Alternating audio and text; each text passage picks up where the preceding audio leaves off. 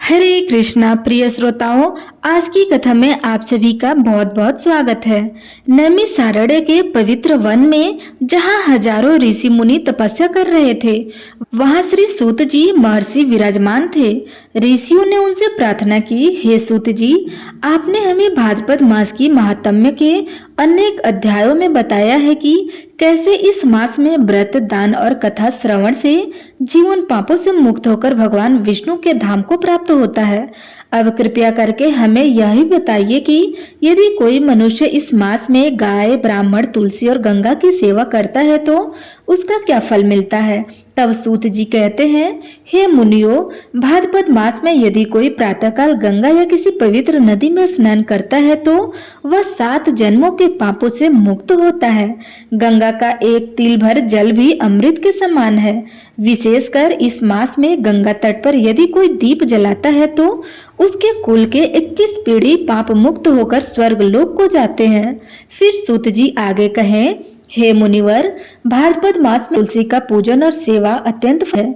यदि कोई भक्त प्रतिदिन तुलसी पर जल अर्पित करता है और उसके चारों ओर दीपक जलाता है और भगवान विष्णु के नाम का कीर्तन करता है तो वह भक्त कभी यमलोक में नहीं जाता। तुलसी दल से की गई एक माला भी सहस्त्र यज्ञों से बढ़कर फल देने वाली होती है। तब ऋषि ने पूछा, हे सूत जी, यदि कोई मनुष्य इस मास में गौ सेवा करता है तो फल क्या होता है। तब श्री सूत जी ने उत्तर दिया, गाय सभी देवताओं का निवास स्थान है। भाद्रपद मास में जो कोई गाय के चारा, जल या विश्राम देता है अत्यंत पुण्य का भागी बनता है। और यदि इस मास में कोई मनुष्य ब्राह्मण को गौ दान करता है तो वह सीधे गोधाम को प्राप्त होता है। यहाँ तक कि गोदान के पुण्य से उसके पितर स्वर्ग लोक में देवताओं के सम्मान पाते हैं। तब सूत जी ने एक कथा सुनाई। काशी में हरिदत्त नामक एक निर्धन ब्राह्मण रहता था। उसका जीवन बहुत कठिनाइयों से बीतता था, परंतु उसका हृदय भगवान विष्णु की भक्ति से भरा हुआ था। भाद्रपद मास आया। हरिदत्त के पास पूजा करने के लिए न तो पुष्प थे, न ही धूप दीप थे। वह निराश होकर बैठा था कि तभी उसे एक भूखी और थकी हुई गौ दिखाई दी। ब्राह्मण ने उसे घास पानी दिया और उसके चरणों को धोया। गौ प्रसन्न हुई और उसी रात स्वप्न में भगवान विष्णु ने ब्राह्मण को दर्शन दिए और भगवान कहे, वत्स, तुमने मेरे प्राणों को तृप्त किया है, क्योंकि गाय मेरी ही स्वरूप है। भाद्रपद मास में गौ सेवा करके तुमने सहस्त्र यज्ञों का फल पा लिया। अब तुम अपने जीवन के अंत में सीधे मेरे धाम को आओगे। हरिदत्त उसी दिन से संतुष्ट जीवन जीने लगा। वह निश्चित था कि उसका उद्धार निश्चित है। तब सूत जी आगे कहते हैं, हे ऋषियों, भाद्रपद मास की अमावस्या, पूर्णिमा, अष्टमी या एकादशी के दिन यदि कोई व्यक्ति मंदिर, गंगा तट, पीपल, तुलसी या गौशाला में दीप दान करता है तो उसके घर दरिद्रता कभी नहीं आती है। ऐसा दीपदान सूर्य चंद्रमा के समान उज्जवल फल देता है। जो दीप भाद्रपद मास में जलाया जाता है उसकी ज्योति से ही यमराज के दूत भयभीत होकर दूर होकर चले जाते हैं।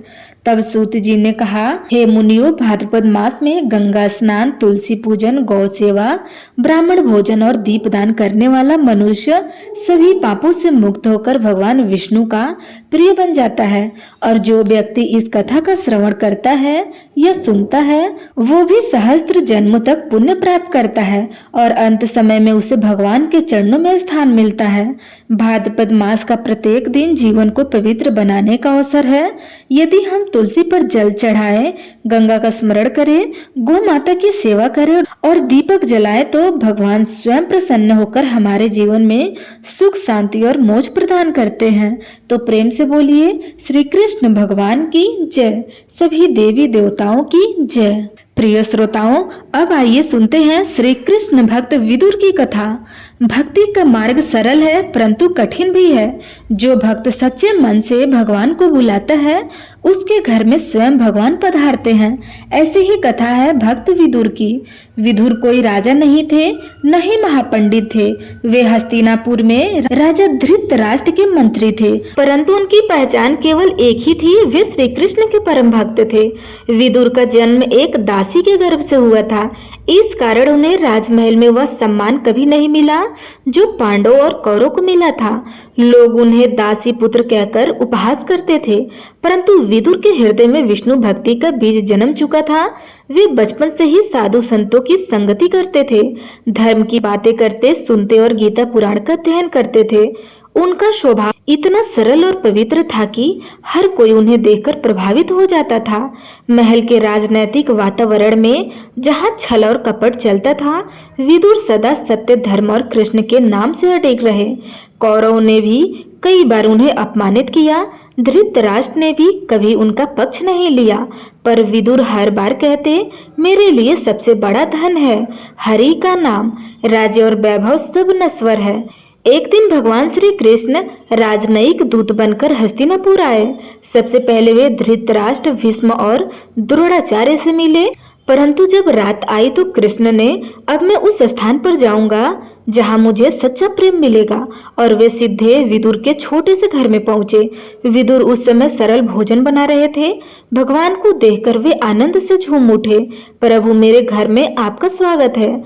मेरे पास देने को कुछ नहीं है, परंतु यह हृदय आपका है। विदुर ने प्रभु को बैठाया और उतावलेपन में केले का छिलका ही परोसने लगे। कृष्ण मुस्कुराए और बड़े प्रेम से छिलके खा लिए। विदुर की पत्नी ने आश्चर्य से कहा, प्रभु, यह तो छिलके हैं, फल नहीं। कृष्ण ने हंसते हुए उत्तर दिया, प्रेम से जो मिले वही अमृत है।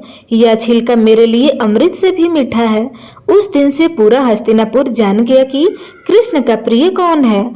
दुर्योधन ने कृष्ण को अपने राजमहल में बुलाकर भव्य भोजन कराने का प्रयास किया, परंतु कृष्ण ने उनका निमंत्रण ठुकरा दिया।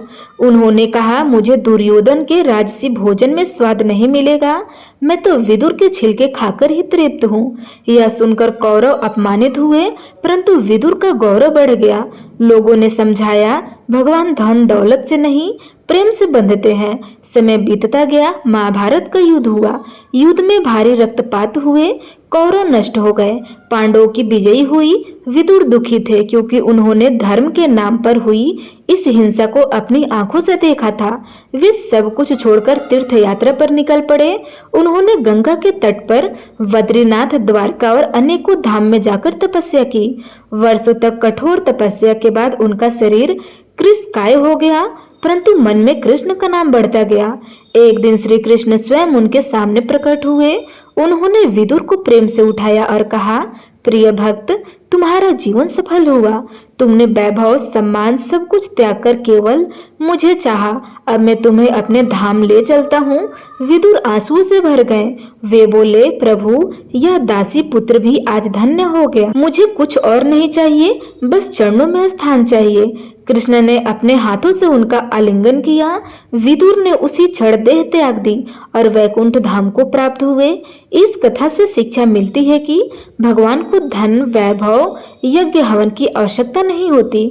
उन्हें चाहिए केवल सच्चा प्रेम और निष्कपट भक्ति। कृष्ण छिलके में भी अमृत ढूंढ लेते हैं, परंतु अहंकार के पकवान उन्हें नहीं भाते। जो मनुष्य धर्म और सत्य के मार्ग पर चलता है, भगवान स्वयं उनकी रक्षा करते हैं। भक्त विदुर का जीवन हमें यही सिखाता है कि भगवान सबसे पहले हमारे भाव को देखते हैं, वस्तु को नहीं। यदि हृदय निर्मल हो तो साधारण से साधारण अर्पण भी उन्हें प्रिय लगने लगता है। तो प्रेम से बोलिए श्री कृष्ण भगवान की जय।